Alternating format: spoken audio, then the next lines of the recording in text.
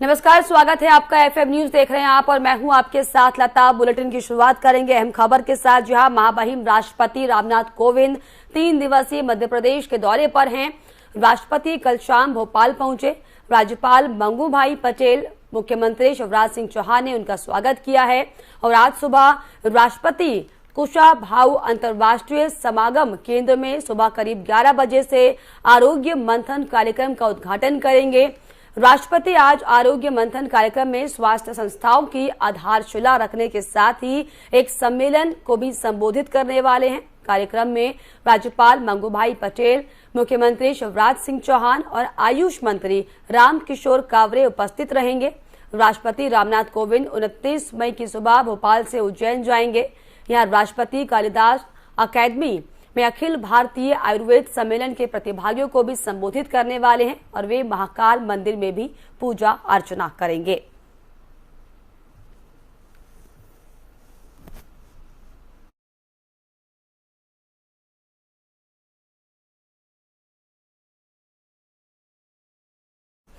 प्रधानमंत्री नरेंद्र मोदी आज गुजरात के दौरे पर जाएंगे। इस दौरान वो वहां पर एक नवनिर्मित अस्पताल जाएंगे और सहकारी संस्थानों के नेताओं के सेमिनार को भी संबोधित करने वाले हैं। साथ ही साथ नैनो यूरिया संयंत्र का भी उद्घाटन करेंगे। प्रधानमंत्री कार्यालय के बयान के मुताबिक शनिवार सुबह 10 बजे प्रधानमंत्री राजकोट के अटकोट में नवनिर्मित मातोश्री के डीपी मल्टी स्पेशलिटी अस्पताल जाएंगे और इसके बाद प्रधानमंत्री यहां एक जनसभा को संबोधित करने वाले हैं। प्रधानमंत्री मोदी गांधीनगर के महात्मा मंदिर में शाम 4 बजे सहकार से समृद्धि विषय पर सहकारिता संस्थानों के नेताओं के एक सेमिनार को भी संबोधित करेंगे। प्रधानमंत्री इफ्को के नैनो यूरिया संयंत्र का भी उद्घाटन करने वाले हैं।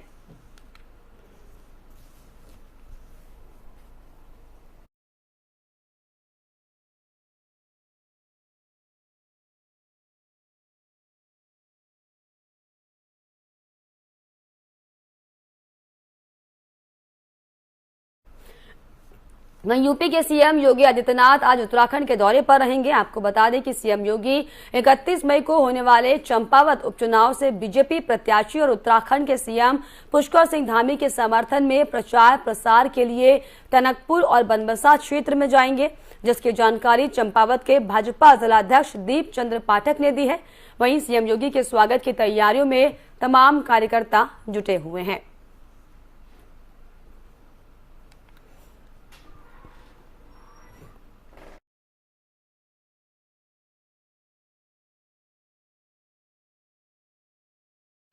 'लद्दाख के तुरतुक सेक्टर में एक सड़क हादसे में भारतीय सेना के 7 जवानों की जान चली गई है और कई जवानों को गंभीर चोटें भी आई हैं। हादसे के दौरान गाड़ी में कुल 26 सैनिक मौजूद थे। घायलों का इलाज अस्पताल में किया जा रहा है। सभी 26 लोगों को परतापुर के 403 फील्ड अस्पताल में पहुंचाया गया है और लेह से सर्जिकल टीमों को परतापुर भेजा गया और अब तक 7 सैनिकों के मृत घोषित होने की खबर सामने आ चुकी है। वहीं कई अन्य सैनिकों को भी गंभीर चोटें आई हैं। सेना की गाड़ी किन कारणों से सड़क से फिसलकर नदी में गिरी, अभी तक ये स्पष्ट नहीं हो पाया है। गंभीर रूप से घायल जवानों को भारतीय वायुसेना की मदद से हायर सेंटर रेफर किया गया है और ये बताया जा रहा है कि यह हादसा उस समय हुआ जब 26 जवान परतापुर में ट्रांजिट कैंप से सब सेक्टर हनीफ की ओर बढ़ रहे थे। खबर ये भी है कि करीब सुबह 9 बजे थोई से लगभग 25 किलोमीटर दूर वाहन सड़क से अचानक फिसल गया और श्योक नदी में करीब 50-60 फीट गहराई में जाकर गिर गया था।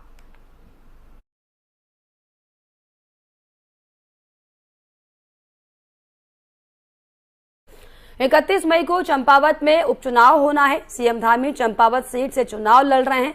एफएम न्यूज ने केंद्रीय मंत्री अजय भट्ट से खास बातचीत की है। उन्होंने दावा किया है कि सीएम धामी भारी मतों से चुनाव जीतने वाले हैं। सुनिए क्या कुछ कहा। देवभूमि उत्तराखंड में बाईपोल इलेक्शन को महज 72 घंटे का समय ही बाकी रह चुका है। मेरे साथ बात करने के लिए केंद्रीय रक्षा एवं पर्यटन राज्य मंत्री अजय भट्ट साहब मौजूद है। हरीश रावत लगातार देखिए आप चंपावत से चुनाव लड़ रहे हैं, निर्मला घैतोड़ी, तो उनके प्रचार में वो लगातार कैंपेनिंग कर रहे हैं, जलेबियां बना रहे हैं, धरना प्रदर्शन दे रहे हैं। आप लोग जीते थे विधानसभा चुनाव नारी सशक्तिकरण का हवाला देकर, काफ़ी वोट मिले आप लोगों को। अब इसी हवाले के साथ वो कह रहे हैं कि बीजेपी को हराना है और बहुत ही टाइट फाइट देने वाले हैं। ऐसा कुछ नहीं है। हमारी सीट बहुत बड़े बहुमत से जीत रही है। धामी जी बहुत अच्छे युवा नेता हमारे हैं। उनकी सौम्यता, उनका पूरे प्रदेश के प्रति लगाव, 600 तो उन्होंने कम से कम जीओ निकाले हैं जिस पर कार्रवाई हो चुकी है अपने 6 महीने के 7 महीने के कार्यकाल में। रावत जी के बारे में कुछ कहना मुझे उचित नहीं लगता है। वो जो भी कह रहे हैं उनको कहने का हक है क्योंकि वो विपक्ष में है और विपक्ष में रह के बहुत कुछ कहा उन्होंने, और जब वो पक्ष में थे तब भी उन्होंने बहुत कुछ कहा। आपको पता ही है कि वो सांसद भी लड़े, उनके सामने मुझे लड़ा दिया, आमने सामने थे हम लोग, और 2 बार 2 सीटों से वो विधायक लड़े एक ही बार में, हरिद्वार से और यहाँ कुमाऊं से, शुक्ला जी की सीट से। उस समय भी वो पीछे हो गए थे, दोनों विधायक हमारे जीते, सांसद में भी वो रह गए। अभी वो फिर से लाल कुआं से विधायक के लिए खड़े हुए थे। तो हमारे एक बहुत ही विनम्र कार्यकर्ता जिसको मोहनदा कहते हैं, उनके ऐसे काम है कि वो गांव-गांव, घर-घर में मोहनदा करके उनको जानते हैं, लोग बड़ा भरोसा करते हैं। उनके साथ वो पीछे रह गए। तो अब वो जो भी कर रहे हैं अपनी कैंडिडेट के लिए कर रहे हैं, हमें उसमें कुछ कहना नहीं है। मर्यादाओं में रहते हुए ही बातें करनी चाहिए, लेकिन वहाँ पर माताओं का, बहनों का, युवाओं का और कोई भी व्यक्ति है, चाहे कोई कारीगर है, कोई कहीं ठेली लगा रहा हो, सब्जी बेच रहा हो या कोई काम कर रहा हो, तो हर जाति वर्ग धर्म वालों का समर्थन आज भारतीय जनता पार्टी को है चंपावत में। इसलिए धामी जी बहुत बड़े अंतर से विजय प्राप्त कर रहे हैं। कांग्रेस के लोग हैं ही नहीं। जब चंपावत में उनकी सभा हुई थी, लोग बता रहे थे कि 100 लोग भी मुश्किल से जुट पाए। कोई कह रहा था 50-55 थे, कोई कह रहा था 100 तक हो जाएंगे। ऐसी स्थिति आज कांग्रेस की हो गई है। और क्यों हुई है, कैसे हुई है, हमें नहीं बोलना है, सब जानते। देश में भी तो यही हो रही है। बहुत शुक्रिया। तो मेरे साथ आप सुन रहे थे अजय भट्ट को, जो कि बता रहे हैं कि चंपावत में भारी बहुमत के साथ चुनाव जीतने वाले हैं पुष्कर सिंह धामी, और तमाम 8 साल का कार्यकाल पूरा हो चुका है मोदी सरकार का, तो उपलब्धियां गिनवा रहे हैं। कैमरा पर्सन दीपक के साथ ओशी मंदोला, FM न्यूज़, नई दिल्ली। देवभूमि उत्तराखंड के मुख्यमंत्री पुष्कर सिंह धामी के नेतृत्व वाली उत्तराखंड सरकार ने राज्य में समान नागरिक संहिता को लागू करने के लिए एक मसौदा समिति की घोषणा की है। समिति की अध्यक्षता सेवानिवृत्त न्यायाधीश रंजना देसाई कर रही हैं। इसके अलावा कमेटी में दिल्ली हाईकोर्ट के सेवानिवृत्त जज प्रमोद कोहली, राज्य के पूर्व मुख्य सचिव शत्रुघ्न सिंह, मनु गौर और कुलपति दून विश्वविद्यालय सुरेखा डंगवाल शामिल हैं। मुख्यमंत्री पुष्कर सिंह धामी ने इस संबंध में ट्वीट कर जानकारी दी है। उन्होंने ट्वीट करते हुए लिखा है कि देवभूमि की संस्कृति को सुरक्षित और संरक्षित करते हुए सभी धार्मिक समुदायों को एकरूपता प्रदान करने के लिए माननीय न्यायाधीश उच्चतम न्यायालय सेवानिवृत्त रंजना प्रकाश देसाई जी की अध्यक्षता में समान नागरिक संहिता के क्रियान्वयन हेतु विशेषज्ञ समिति का गठन किया गया है।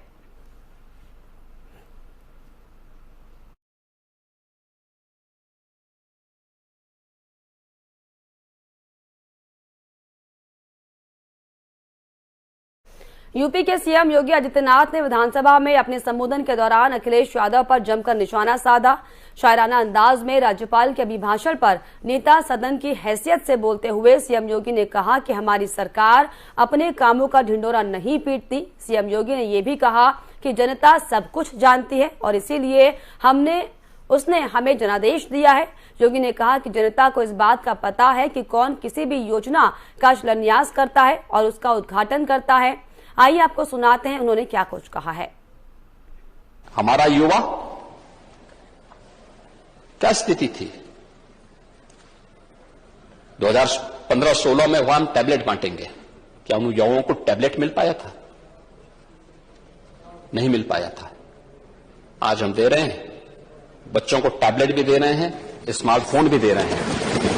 और मैं सभी पक्षों के सभी माननीय सदस्यों से कहूंगा, मैं धन्यवाद दूंगा शिवपाल जी को कि उन्होंने भी अपनी विधानसभा सीट पर जाकर के युवाओं को वहां पर टैबलेट और स्मार्टफोन का वितरण किया। और भी अन्य मान्य सदस्य भी वितरित करें। उनके विकास की सभी जगह गए हैं, पहल करना पड़ेगा। 1 करोड़ युवाओं को अभी वितरित किया जा रहा है। हर स्नातक प्रास्नातक युवाओं को टैबलेट और स्मार्टफोन वितरित होने की प्रक्रिया के साथ जुड़ा है। 12.5 लाख युवाओं को अब तक दिया जा चुका है।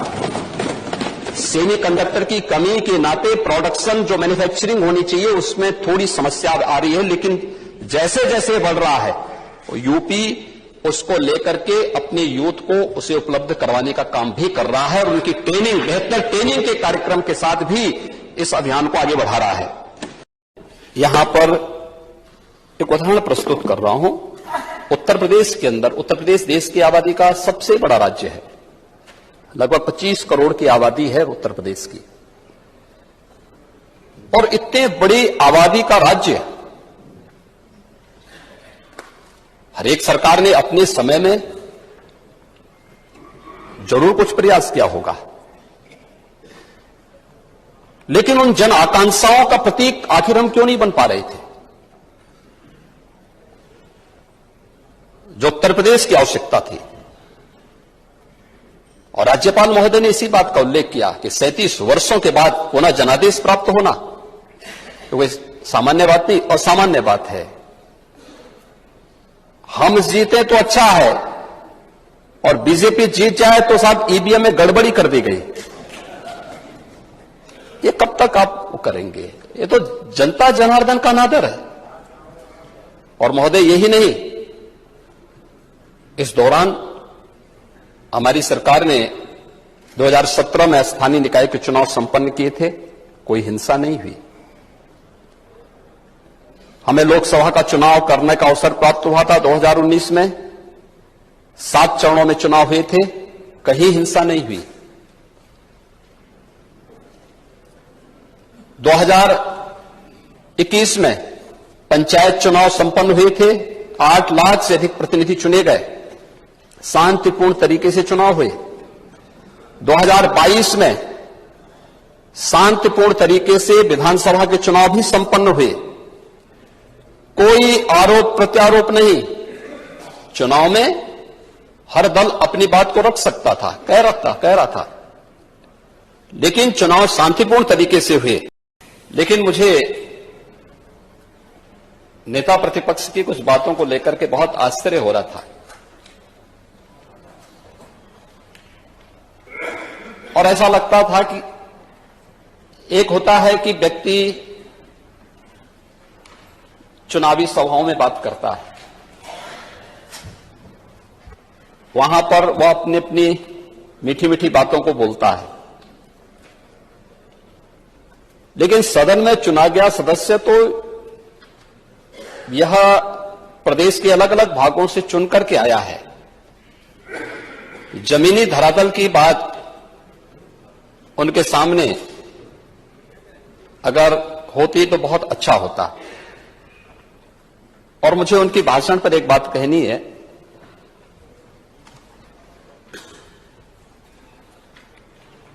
कि नजर नहीं है, नजारों की बात करते हैं, जमीन पे चांद सितारों की बात करते हैं।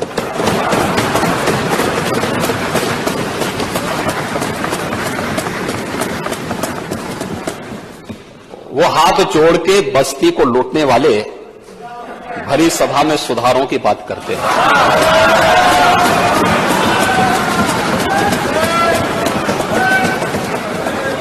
हमारा युवा क्या स्थिति थी? 2015-16 में हुआ हम टैबलेट बांटेंगे, क्या उन युवाओं को टैबलेट मिल पाया था? नहीं मिल पाया था। कौडिल्या क्रूज ड्रग्स मामले में बॉलीवुड स्टार शाहरुख खान के बेटे आर्यन खान को क्लीन चिट मिल गई है। नारकोटिक्स कंट्रोल ब्यूरो यानी कि एनसीबी ने इस मामले में चार्जशीट फाइल की है, जिसमें आर्यन और 5 अन्य को क्लीन चिट दी गई है।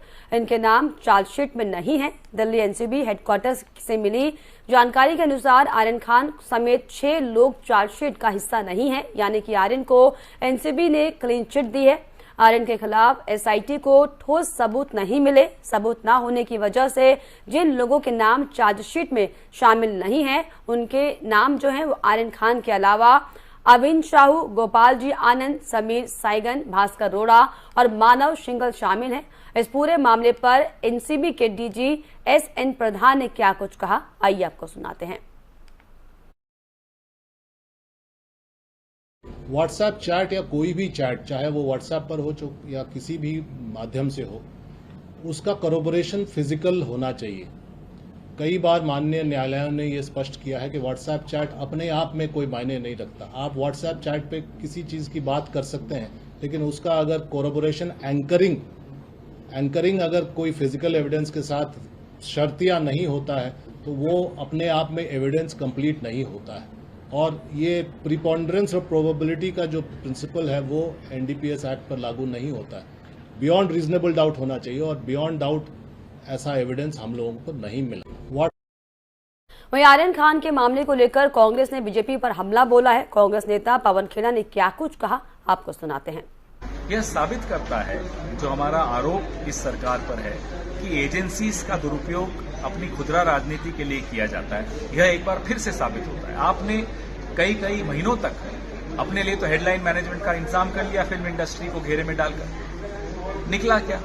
आपको जरूर लाभ हुआ कि आपकी विफलताओं की खबरें दब गई, लेकिन देश का नुकसान होता है, एजेंसीज का नुकसान होता है, एजेंसीज पर जो विश्वास है लोगों का वो खत्म होता है और निर्दोष लोगों को आप संदेह के घेरे में डाल देते हैं। एक वक्त ऐसा भी आता है कि जब कुछ नहीं करने के बाद भी उनको जेल में रहना पड़ा, इतनी बदनामी हुई। सरकार को सामने आना चाहिए, स्पष्टीकरण देना चाहिए, ये सब क्यों किया, क्या छिपाना था कि आपको एक विवाद पैदा करना था ताकि लोगों का ध्यान वहां रहे और आप कुछ कर रहे हैं। बताइए क्या किया, क्या कर रहे थे आप? यह साबित करता है। बीते रोज कश्मीर में अमरीन भट्टी की मौत को लेकर पीडीपी अध्यक्ष महबूबा मुफ्ती ने सरकार पर जोरदार हमला बोला है। उन्होंने कहा कि कश्मीर में हालात बेहतर होने की बजाय दिन ब दिन बिगड़ते जा रहे हैं। उन्होंने क्या कुछ कहा, आपको सुनाते हैं। देखिए, बेगुनाहों का, खासकर कश्मीरी जो लोग हैं, उनका खून बहाना, उनका खून बहना, ये एक रोज का मामूल आप तो बात ही नहीं करने देंगे तो कैसे बात करेंगे?